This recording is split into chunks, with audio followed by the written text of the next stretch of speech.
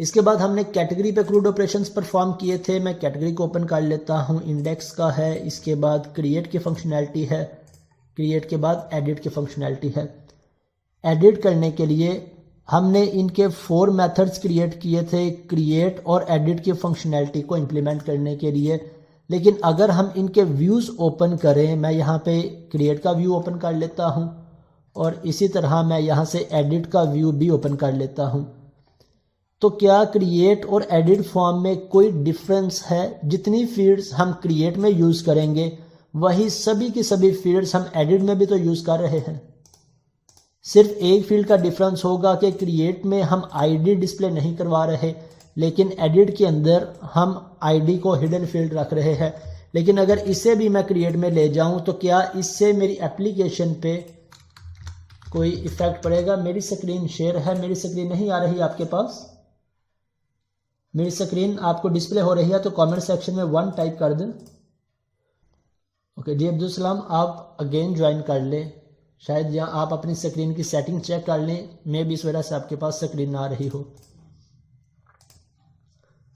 अगर मैं यहाँ पे क्रिएट में भी इस हिडन फील्ड को क्रिएट कर लेता हूँ तो इससे मेरे इस क्रिएट के फॉर्म पे कोई भी इफेक्ट नहीं होगा। चाहे हम इसे टेक्स्ट रख लें, हम टेक्स्ट नहीं रखते, क्योंकि ये हमारी ऑटो जनरेटेड फील्ड होगी, इसलिए हम इसे हिडन रखते हैं। इट मीन्स मेरे क्रिएट के फॉर्म और एडिट के फॉर्म में कोई भी डिफरेंस नहीं है, तो फिर सेम फंक्शनैलिटी के लिए हम अपने इस पूरे के पूरे कोड को डुप्लीकेट क्यों करें? इसी तरह अगर मैं इनके एक्शंस में आ जाऊं तो क्रिएट के एक्शन में जब हमारा गेट के एक्शन कॉल होगा उस वक्त हम कोई भी ऑब्जेक्ट पास नहीं कर रहे, जबकि एडिट में हम डेटाबेस में से इस आईडी के अकॉर्डिंग ऑब्जेक्ट गेट करके वो पास कर रहे हैं। अब दोनों एक्शंस में मेरा मॉडल बाइंड है। अगर हम देखें क्रिएट में भी हमारे पास मॉडल बाइंड है, एडिट में भी मॉडल बाइंड है।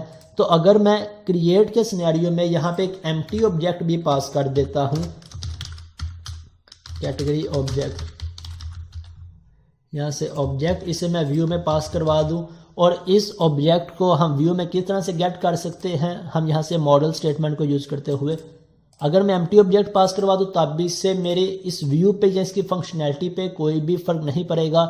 क्यों नहीं पड़ेगा? क्योंकि यहाँ पे हमारा एम्प्टी डाटा शो होगा क्रिएट के एक्शन में, और एडिट में जोन सा ऑब्जेक्ट हम यहाँ से पास कर रहे हैं, जिस इस आईडी के अकॉर्डिंग जोन सा ऑब्जेक्ट पास करेंगे वो ऑब्जेक्ट हमारा इसमें लोड हो जाएगा।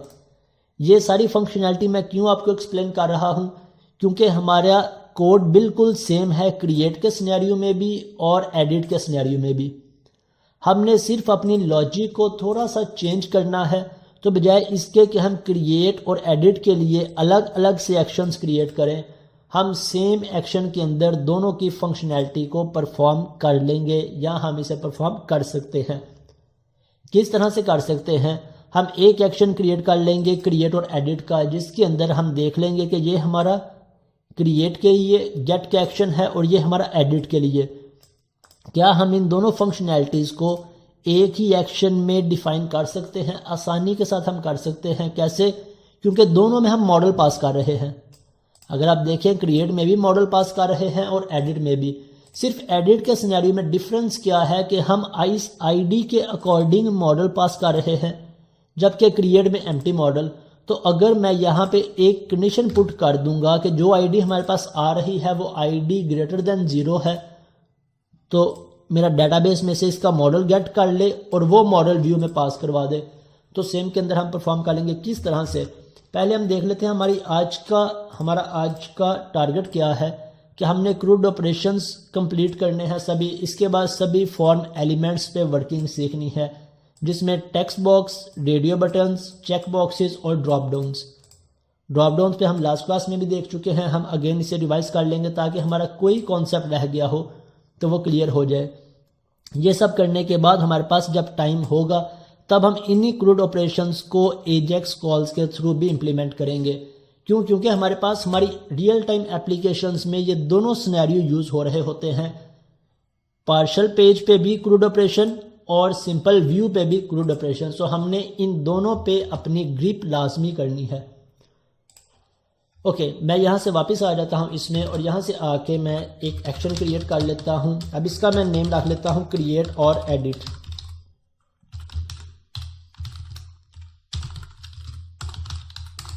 क्रिएट और एडिट, और क्रिएट के टाइम पे हमारे पास कोई आईडी नहीं आएगी, जबकि एडिट जब यूज़र करेगा उस वक्त हमारे पास आईडी आ रही होगी। अब ये एडिट का एक्शन किस वक्त कॉल होगा? अगर मैं इसके इंडेक्स में जाता हूँ तो जोन सी कैटेगरी की लिस्ट है, इस लिस्ट के अंदर हम यहाँ से एडिट को कॉल करवा रहे हैं कि जब भी यूज़र किसी कैटेगरी के एडिट बटन पे क्लिक करेगा तो मेरा ये एक्शन कॉल हो जाएगा और उसे क्या पास हो जाएगी? आईडी पास हो जाएगी, और उस आईडी को हम इस एडिट में गेट कर रहे थे। अब हम उसे कहाँ पे गेट कर लेंगे? हम क्रिएट और एडिट में गेट कर लेंगे। मैं यहाँ से सिंपल आके रिटर्न करवा लेता हूँ व्यू। मैं यहाँ पे एक ब्रेक पॉइंट लगा के देखता हूँ, मैं इसे क्रिएट में भी पास करवाता हूँ और एडिट में भी, और हम देखते हैं कि दोनों सिनेरियोज़ में आईडी हमारे पास क्या पास होती है। मैं आ जाता हूँ इंडेक्स में, और ये मेरे पास क्रिएट का है, इसे भी मैं क्रिएट और एडिट कर देता हूँ, और ये मेरे पास एडिट का है, इसका एक्शन भी क्रिएट और एडिट कर देता हूँ। अब इसे ज़रा रन करते हैं। इससे पहले मैं इस पर माइग्रेशंस अप्लाई कर लूँ।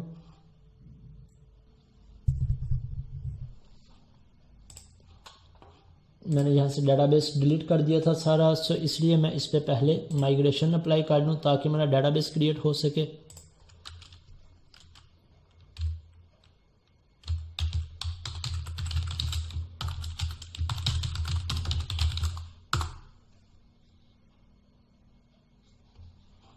अभी मेरे पास 3 मॉडल्स हैं। ओके, इसे मैं कर देता हूँ अपडेट डाटाबेस। ओके, मेरा डाटाबेस क्रिएट हो गया। अब मैं इसे रन कर लेता हूँ। कंट्रोल शिफ्ट बी करके इसे एक दफ़ा रीबिल्ड कर लिया और साथ ही से रन कर लेते हैं। ओके, अब मेरे पास कोई भी रिकॉर्ड नहीं है। जब मैं क्रिएट पे क्लिक करूँगा तो इस वक्त मेरा कौन सा एक्शन कॉल होगा? क्रिएट और एडिट का। और जब मेरे पास यहाँ पे रिकॉर्ड होगा कोई भी और मैं उसके एडिट बटन पे क्लिक करूँगा तब भी कौन सा एक्शन कॉल होगा? क्रिएट और एडिट का, क्योंकि हमने यहाँ से जाके इनके एक्शंस के नेम चेंज कर दिए हैं। मैं क्रिएट पे क्लिक करता हूँ, अब मेरा एक्शन कॉल हो गया, और अब मेरे पास आईडी क्या पास हो रही है? मेरे पास क्रिएट के टाइम पे आईडी पास हो रही है 0, और जब एडिट पे क्लिक करेंगे उस वक्त हमारे पास आईडी क्या होगी? मैं यहाँ से आके इस पर लिख लेता हूँ, क्रिएट में आईडी क्या है? 0, और एडिट में हमारे पास आईडी क्या होगी? अगर मैं यहाँ पे लिख दूँ ग्रेटर देन 0। क्यों ग्रेटर देन 0? ताकि हम यहाँ पे अपनी कंडीशन को मैनेज कर सकें। मैं यहाँ से जाके इस ऑब्जेक्ट को क्रिएट करता हूँ और इस ऑब्जेक्ट को पास करवा दूँगा किसे? इसके व्यू में। अब अगर तो यूज़र ने क्रिएट पे क्लिक किया है उस वक्त मेरा ये ऑब्जेक्ट एम्प्टी ही इसके साथ बाइंड होगा, और जब यूज़र एडिट पे क्लिक करेगा तब यहाँ पे आईडी ग्रेटर देन 0 होगी। तो हम सिंपल इस कंडीशन को यूज़ कर लेते हैं। इफ़ आईडी ग्रेटर देन 0 है तब हमने क्या करना है? obj equal to context dot category dot find. हमने एक ही एक्शन के अंदर दोनों की फंक्शनैलिटी परफॉर्म कर ली, और ये हमारा पोस्ट का एक्शन है या गेट का, ये हमारा गेट का एक्शन है। http गेट का हम इसे नेम दे देते हैं। राइट, अब इसके साथ मैं एक्शन क्रिएट कर लेता हूँ। मैं यहाँ से जाके ऐड व्यू। अब ऐड व्यू करने के अंदर हम यहाँ से टेम्पलेट कौन सा चूज़ करें? हम क्रिएट का टेम्पलेट चूज़ करें या एडिट का टेम्पलेट चूज़ करें? हम इन दोनों में देखें तो दोनों में क्या डिफरेंस था? क्रिएट में हमारे पास कैटेगरी आईडी की फील्ड नहीं आ रही होती, जबकि एडिट में कैटेगरी आईडी आ रही होती है। अगर हम क्रिएट में भी इस कैटेगरी आईडी को ऐड कर देंगे तो हमारी एप्लीकेशन पे कोई भी फ़र्क नहीं पड़ेगा, हमारे क्रिएट की फंक्शनैलिटी में भी और एडिट में भी। तो हम यहाँ से जब भी टेम्पलेट चूज़ करेंगे क्रिएट और एडिट के लिए तो हम एडिट का टेम्पलेट ही चूज़ करेंगे। यहाँ से एडिट, और इसके बाद कौन सी हमारा मॉडल कौन सा है? कैटेगरी मॉडल, और इसे मैंने क्रिएट कर दिया।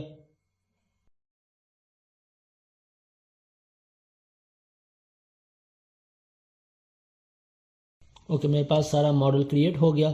अब इस मॉडल को थोड़ा सा हम सिंप्लीफाई कर लेते हैं ताकि हम आसानी से समझ सकें। ये मेरा कैटेगरी का मॉडल है, इसे मैं रिमूव कर देता हूँ। इसके बाद अब वैलिडेशंस को हम डिस्कस कर चुके हैं, सो मैं सिर्फ इस समरी को रिमूव कर दूंगा, बाकी वैलिडेशन को रिमूव नहीं करूँगा। फर्स्ट पे मेरे पास हिडन फील्ड आ गई कैटेगरी आईडी, इसके बाद मेरे पास नेम की फील्ड आ गई, देन डिस्क्रिप्शन आ गया। क्रिएटेड बाय को फिल वक्त के लिए हम यूज़ नहीं करेंगे। ओके, इसके बाद इंडेक्स इसे भी मैं रिमूव कर देता हूँ। तो अब हमारे पास कितनी फील्ड्स आ गई नेम और डिस्क्रिप्शन की। यहाँ से मेरी एप्लीकेशन रन हो गया, इसे मैं स्टॉप कर लूँ। ओके, अब जब यूज़र सबमिट पे क्लिक करेगा तो मेरा ये डाटा सबमिट हो के किस एक्शन पे जाएगा, हम वो एक्शन क्रिएट कर लेते हैं। अब उस एक्शन की लॉजिक क्या लिखेंगे, हम पहले अपना पूरा सिनेरियो ऑब्जर्व कर लेंगे ताकि हमारे लिए लॉजिक क्रिएट करना कोई मसला ना रहे। हम यहाँ से चाहे इसे क्रिएट और एडिट सेम नेम दे दें पोस्ट के लिए, चाहे हम इसे सेव का नेम दे दें, चाहे हम इसे कोई भी अपनी आसानी के लिए नेम देना चाहें हम दे सकते हैं। मैं इसे सेम नेम दे देता हूँ, क्रिएट और एडिट, और यहाँ पे रिटर्न करवा लेता हूँ रिटर्न व्यू। और इसके अंदर मेरे पास क्या पास हो के आएगा, मुझे कौन कौन सी फील्ड्स चाहिए, मुझे नेम चाहिए और डिस्क्रिप्शन चाहिए। अब जब यूज़र सबमिट पे क्लिक करेगा तो यहाँ से मेरी रिक्वेस्ट पोस्ट हो जाएगी इस एक्शन पे, और इस सेक्शन पे कौन कौन से पैरामीटर्स पोस्ट होंगे, जो उनसे मेरे पास यहाँ पे फील्ड्स होंगी। एक नेम पोस्ट हो जाएगा और एक डिस्क्रिप्शन पोस्ट हो जाएगा। अब इन्हें मैं अपने कंट्रोलर में किस तरह से एक्सेस कर सकता हूँ, हमारे पास दो वेज हैं। चाहे मैं इनके इस नेम के थ्रू एक्सेस कर लूँ, मैं यहाँ पे स्ट्रिंग नेम, और इसके बाद सेकंड मेरे पास प्रॉपर्टी क्या है, स्ट्रिंग डिस्क्रिप्शन। चाहे मैं इस तरह से एक्सेस कर लूँ, मैं इन वेरिएबल्स को अपने पास यूज़ कर सकता हूँ, चाहे डेटाबेस में ऐड करवाना चाहूँ या कोई भी फंक्शनलिटी परफॉर्म करना चाहूँ। लेकिन इसमें हमारे पास क्या प्रॉब्लम आएगी कि अगर मेरे पास इन फ्यूचर 15 to 20 वेरिएबल्स हैं, तब मैं यहाँ पे इतने सारे वेरिएबल्स को कैसे मैनेज करूँगा। सो बेटर वे क्या है कि हम लास्ट क्लास में डिस्कस कर चुके हैं कि जब भी हमने इसके साथ मॉडल को बाइंड किया हो तो ये सारी प्रॉपर्टीज़ हमारी इस मॉडल के साथ बाइंड होती हैं। किस तरह से, ASP4 के थ्रू। ASP4 क्या करती है कि हमारी फील्ड के अंदर दो एट्रीब्यूट्स ऐड करती है, एक ID नेम से और एक नेम, इस नेम से एट्रीब्यूट ऐड करती है। अब ID को हम यूज़ करते हैं jQuery के लिए और नेम को यूज़ करते हैं अपने डाटे को कंट्रोलर में या सर्वर में एक्सेस करने के लिए। तो जब ASP4 होगा तो हमारी ये प्रॉपर्टी, हमारी ये वैल्यू इस कैटेगरी के जो भी नेम प्रॉपर्टी होगी उसके साथ बाइंड हो जाएगी। इसे हम कहते हैं स्ट्रोंगली बाइंड, डाटा को स्ट्रोंगली बाइंड करना। अगर मैं कैटेगरी में जाता हूं तो कैटेगरी की डेफिनेशन के अंदर ये प्रॉपर्टी है हमारे पास नेम। सो मेरे इस नेम में जो कुछ भी लिखूंगा कैटेगरी के नेम के साथ बाइंड हो जाएगा। डिस्क्रिप्शन में जो कुछ भी लिखूंगा कैटेगरी के डिस्क्रिप्शन के साथ ऑटोमेटिकली बाइंड हो जाएगा। अब बजाय इसके कि मैं यहाँ पे अलग अलग एट्रीब्यूट को एक्सेस करूँ, मैं इस पूरे के पूरे मॉडल को एक्सेस कर सकता हूं। मैं इसे कॉपी करता हूं मॉडल नेम और यहाँ से मॉडल, मेरे पास इस मॉडल में सारी की सारी प्रॉपर्टीज़ आ जाएंगी। अब ये प्रॉपर्टीज़ तो लेट से हमारे पास आ गई, हमने इस पे क्रिएट की फंक्शनैलिटी इंप्लीमेंट करनी है या एडिट की, हमें कैसे पता चलेगा। हम दोनों सिनेरियोज को थोड़ा सा ऑब्जर्व कर लेते हैं कि क्रिएट में हमारे पास क्या डाटा आ रहा है और एडिट में हमारे पास क्या डाटा आ रहा है। फिर हम देख लेंगे कि क्या उसमें हमारी कोई इस तरह से लॉजिक बनती है, क्या कोई कंडीशन बनती है जिसकी बेस पे हम डाटे को सेग्रीगेट कर सके। मैं इसे लेट से रन करता हूँ।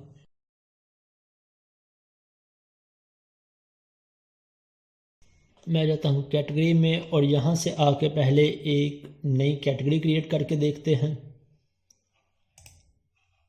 क्रिएट, और लेट से यहाँ से मैं फ्रूट्स की कैटेगरी ऐड कर लेता हूँ और सेव पे क्लिक किया।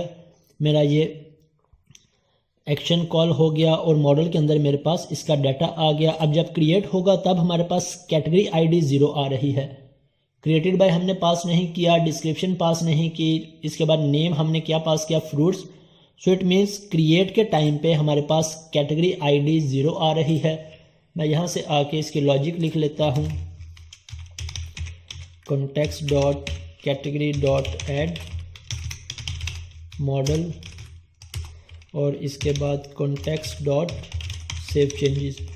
और हमने अगर इस पे वैलिडेशन अप्लाई करनी है तो वैलिडेशन के क्या रूल्स हैं हम डिस्कस कर चुके हैं। फर्स्ट पे हमने जिस भी कॉलम पे वैलिडेशन अप्लाई करनी है हमने उसके ऊपर आकर रिक्वायर्ड एट्रीब्यूट को ऐड करना है कि अब इस एट्रीब्यूट पे हम वैलिडेशन अप्लाई करने जा रहे हैं। सेकंड, हमने अपने व्यू के अंदर आके ASP वैलिडेशन इस टैग को ऐड करना है ताकि अगर इस पे वैलिडेशन है, ये अगर यूज़र ने कुछ भी एंटर नहीं किया तो यहाँ पे मेरे पास एरर मैसेज डिस्प्ले हो जाए।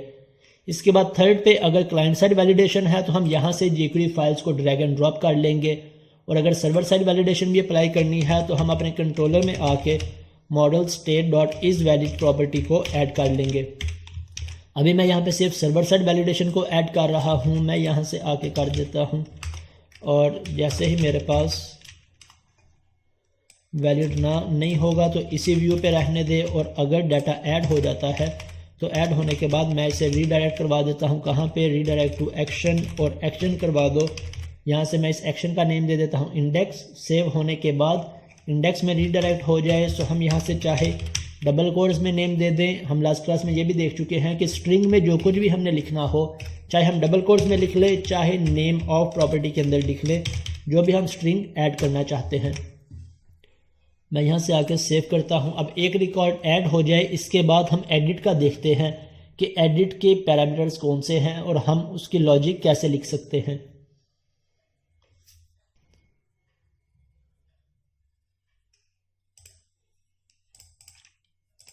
मैं फ्रूट्स को क्रिएट कर लेता हूँ, नेक्स्ट किया, नेक्स्ट,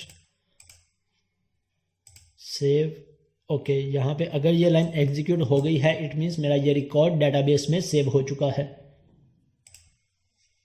और इसके बाद इसे रीडायरेक्ट करवा दिया फ्रूट्स पे। अब मैं एडिट पे क्लिक करता हूँ तो इसकी आईडी हमारे पास आ गई, ये रिकॉर्ड मेरे पास डिस्प्ले हो गया। मैं यहाँ से फ्रूट्स को चेंज करके देखता हूँ और अब मेरे पास इस मॉडल में क्या आ रहा है? Category ID 1। It means create के सिनेरियो में मेरे पास कैटेगरी 0 होगी और एडिट के सिनेरियो में कैटेगरी ग्रेटर देन 1 होगी। सो अगेन सेम कंडीशन को यूज़ करते हुए हम ये फंक्शनैलिटी भी परफॉर्म कर सकते हैं। अब यहाँ पे कैसे हम फंक्शनैलिटी परफॉर्म करेंगे? अब इस मॉडल में मेरे पास कैटेगरी ID आ रही है, if model dot category ID greater than 0। अगर तो ग्रेटर देन 0 है तो हम इसे क्या करवा देंगे? हम इसे अपडेट का नाम दे दें, एडिट का दे दें, चाहे मॉडिफाई का नाम दे दें। और एल्स पे हम क्या करवा देंगे? हम इसे इंसर्ट कह लें, हम इसे ऐड कह लें, हम इसे क्रिएट कह लें। एक ही फंक्शनैलिटी के डिफरेंट नेम्स हैं, हमें जो आसान लगता हो हम वो यूज़ कर सकते हैं। और यहाँ से ऐड की बजाय अपडेट।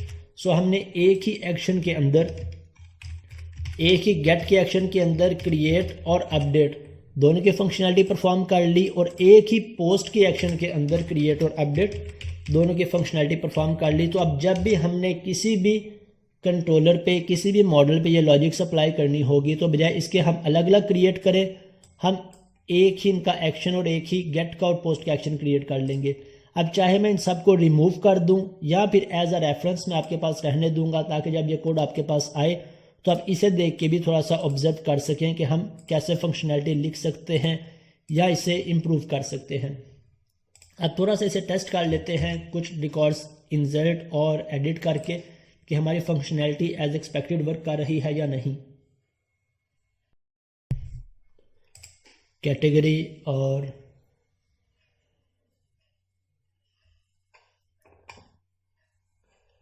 मैं यहाँ से एक फूड को ऐड कर लेता हूँ, फूड, और डिस्क्रिप्शन की भी इसकी रख लेता हूँ, फूड डिस्क्रिप्शन। सेव पे क्लिक किया, मेरे पास रीडायरेक्ट हो गया मेरे होम पेज पे या इंडेक्स पे। अब मैं यहाँ से फूड को अपडेट करता हूँ, लेट्स से इसकी डिस्क्रिप्शन या फूड को फूड्स कर देता हूँ और सेव पे क्लिक किया। अब मेरा रिकॉर्ड अपडेट हो गया। सो सिंपल वे के अंदर हमने क्रिएट और एडिट दोनों की फंक्शनैलिटी परफॉर्म कर ली।